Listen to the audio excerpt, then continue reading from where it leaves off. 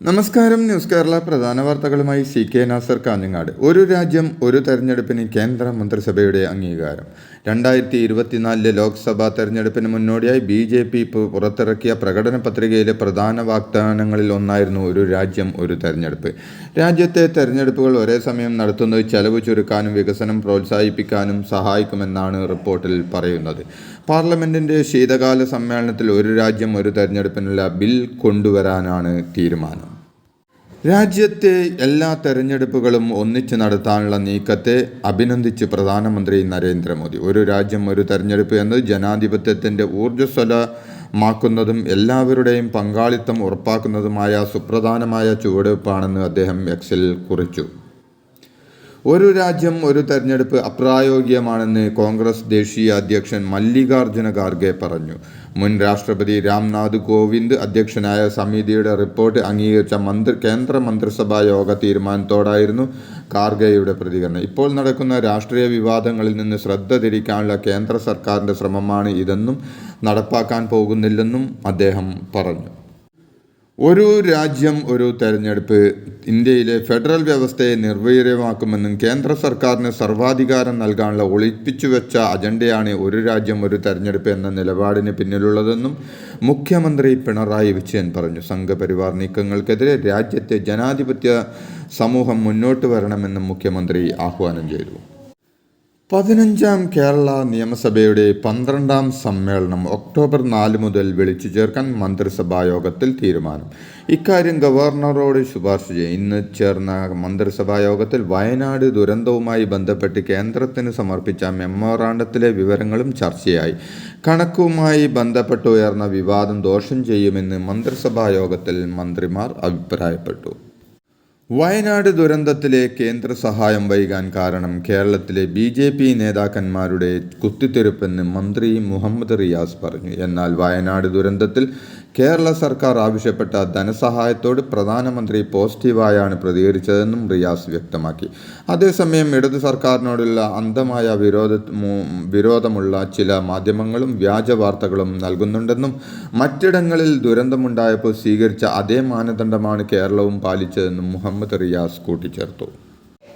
വയനാട് ദുരിതാശ്വാസ പ്രവർത്തനങ്ങളിൽ പ്രതിപക്ഷം സർക്കാരിനെ പിന്തുണയ്ക്കുന്നുണ്ടെന്ന് പ്രതിപക്ഷ നേതാവ് VD സതീശൻ പറഞ്ഞു. സർക്കാരിനെ പ്രതിക്കൂട്ടിൽ നിർത്താനുള്ള 100 കാരണങ്ങളുണ്ട്. എന്നിട്ടും പുതിയൊരു സംസ്കാരത്തിനാണ് പ്രതിപക്ഷം തുടക്കമിട്ടത്.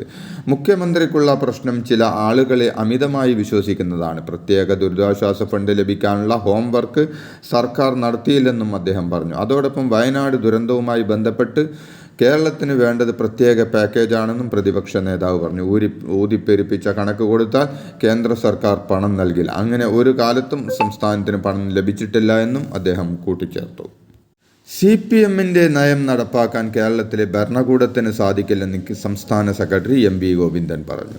ഭരണഘടനാപരമായ ഭരണകൂടത്തിൻ്റെ നയം വെച്ചുകൊണ്ടാണ് സംസ്ഥാന സർക്കാർ പ്രവർത്തിക്കുന്നതെന്നും ആ നയം വെച്ചാണ് കേരളത്തിലെ പോലീസിനെയും ഭരണ സംവിധാനങ്ങളെയും LDF സർക്കാരിനെയും കൈകാര്യം ചെയ്യുന്നതെന്നും അദ്ദേഹം പറഞ്ഞു. ഓസ്ട്രേലിയയിൽ പര്യടനത്തിനിടെ അവിടുത്തെ യൂട്യൂബേഴ്സിനോട് സംസാരിക്കുകയായിരുന്നു അദ്ദേഹം. ലബനാനിൽ ഇന്നലെയും ഹിസ്ബുള്ള ശക്തി കേന്ദ്രങ്ങളിൽ സ്ഫോടന പരമ്പരകൾ. ചൊവ്വാഴ്ച പൊട്ടിത്തെറിച്ചത് 3000ഓളം പേജറുകൾ എങ്കിൽ ഇന്നലെ പൊട്ടിത്തെറിച്ചത് വാക്കി ടോക്കികളും പോക്കറ്റ് റേഡിയോകളുമാണ്. ഇന്നലത്തെ സ്ഫോടനങ്ങളിൽ 9 പേർ കൊല്ലപ്പെടുകയും 300ഓളം പേർക്ക് പരിക്കേൽക്കുകയും ചെയ്തു. പേജറുകൾ പൊട്ടിത്തെറിച്ച് 9 പേർ കൊല്ലപ്പെടുകയും 2800ഓളം പേർക്ക് പരിക്കേൽക്കുകയും ചെയ്തിരുന്നു. ചൊവ്വാഴ്ച സ്ഫോടനങ്ങളിൽ കൊല്ലപ്പെട്ടവരുടെ സംസ്കാര ചടങ്ങുകളിലും ഇന്നലെ പൊട്ടിത്തെറികൾ ഉണ്ടായി. പരിക്കേറ്റവരുമായി ആംബുലൻസുകൾ ചീറിപ്പായുന്ന ദൃശ്യമാണ് ഇപ്പോൾ ലബനാനിൽ എല്ലായിടത്തും കാണാൻ കഴിയുന്നത്. 2ാം ദിവസവും രാജ്യമെങ്ങും സ്ഫോടന പരമ്പര ആവർത്തിച്ചതോടെ ജനങ്ങൾ ഭയചകിതരാണെന്നും പലയിടത്തും ആളുകൾ പേടി കാരണം മൊബൈൽ ഫോണുകൾ എറിഞ്ഞുകളയുന്നതായും റിപ്പോർട്ടുണ്ട്. മലപ്പുറത്ത് എംപോക്സ് സ്ഥിരീകരിച്ചു. എംപോക്സ് ലക്ഷണങ്ങളോടെ മലപ്പുറത്ത് ചികിത്സയിലുണ്ടായിരുന്ന വ്യക്തിക്ക് രോഗം സ്ഥിരീകരിച്ചതായി ആരോഗ്യമന്ത്രി വീണ ജോർജ് അറിയിച്ചു. ദുബായിൽ നിന്നും വന്ന 38 വയസ്സുകാരനാണ് എംപോക്സ് സ്ഥിരീകരിച്ചത്. കേരളത്തിൽ ആദ്യമായാണ് എംപോക്സ് സ്ഥിരീകരിക്കുന്നത്. ഇന്ത്യയിലെ 2ാമത്തെ കേസാണിത്. ദുബായിൽ നിന്നും കേരളത്തിലെത്തിയ മലപ്പുറം സ്വദേശിക്ക് എംപോക്സ് സ്ഥിരീകരിച്ച സാഹചര്യത്തിൽ കർശന നിർദ്ദേശങ്ങളുമായി ആരോഗ്യവകുപ്പ്.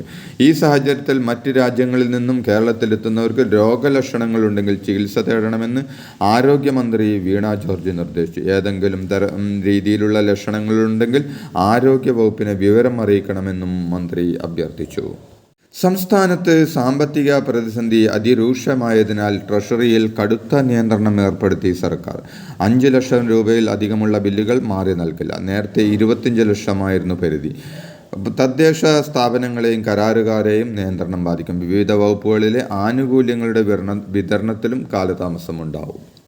ഇന്നലെ പുറത്തുവന്ന 10 പേരുടെ നിപ പരിശോധനാ ഫലങ്ങൾ നെഗറ്റീവായതായി ആരോഗ്യമന്ത്രി വീണ ജോർജ് അറിയിച്ചു.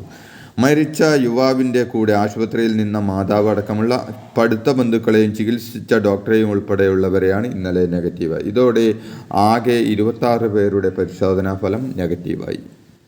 തൃശ്ശൂരിൽ ഓണാഘോഷത്തിന് പുലിക്കളിയോടെ സമാപനം. തൃശ്ശൂർ നഗരത്തിലെ ആവേശത്തിലാഴ്ത്തി 7 ദേശങ്ങളിൽ നിന്നുള്ള 300-ലേറെ പുലികൾ ഇന്നലെ പട്ടണം കൈയടക്കി. സ്വരാജ് റൗണ്ടിലെ നായ്ക്കനാൽ ജംഗ്ഷനിലെത്തിയ പട്ടുരായ്ക്കൽ ദേശത്തിൻ്റെ വരവോടെ പുലിക്കളി ആരംഭിച്ചു. ആവേശം നിറഞ്ഞ താളത്തിനൊത്ത് ചുവടുവെക്കാൻ കൂട്ടത്തിൽ കുഞ്ഞിപ്പുലികളും പെൺപുലികളും ഉണ്ടായിരുന്നു.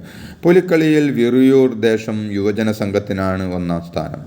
കാനാട്ടുകര ദേശം 2ാം സ്ഥാനം നേടിയപ്പോൾ സീതാറാം മിൽ ദേശം 3ാം സ്ഥാനം നേടി. ചരിത്രപ്രസിദ്ധമായ ആറന്മുള ഉത്രട്ടാതി ജലമേളയിൽ കോയിപ്രവും കൊറ്റാത്തൂർ കൈതക്കോടി പള്ളിയോടവും ജേതാക്കൾ. എ ബാച്ചിൽ കോയിപ്രവും ബി ബാച്ചിൽ കൊറ്റാത്തൂർ തൈക്കോടിയും മന്നം ട്രോഫി നേടി. എ ബി ബാച്ചുകളിലായി 49 വള്ളങ്ങൾ മത്സരത്തിനിറങ്ങി. 51 പള്ളിയോടങ്ങൾ ജലഘോഷയാത്രയിലും പങ്കെടുത്തു. നെഹ്റു ട്രോഫി മാതൃകയിലാണ് ഇക്കുറി വള്ളംകളി നടന്നത്. ജലമേളയ്ക്ക് പകിട്ടേക്ക് നേവിയുടെ അഭ്യാസ പ്രകടനങ്ങളും കലാരൂപങ്ങളും ദൃശ്യാവിഷ്കാരങ്ങളും പമ്പയാറ്റിൽ നടന്നു. ലിഫ്റ്റ് തകരാറായതിനെ തുടർന്ന് പത്തനംതിട്ട ജനറൽ ആശുപത്രി രോഗികളെ ചുമന്ന് താഴെ ഇറക്കേണ്ടി വന്ന സാഹചര്യത്തെക്കുറിച്ച് വിശദമായ അന്വേഷണം നടത്തണമെന്ന് മനുഷ്യാവകാശ കമ്മീഷൻ ആവശ്യപ്പെട്ടു. പത്തനംതിട്ട ജില്ലാ മെഡിക്കൽ ഓഫീസർക്ക് കമ്മീഷൻ അംഗം ബീന കുമാരി നിർദ്ദേശം നൽകി. മാധ്യമ വാർത്തകളുടെ അടിസ്ഥാനത്തിൽ കമ്മീഷൻ സ്വമേധയാ രജിസ്റ്റർ ചെയ്ത കേസിലാണ് നടപടി. ഇതോടെ ഇന്നത്തെ പ്രധാന വാർത്തകൾ സമാപിച്ചു. നന്ദി, നമസ്കാരം.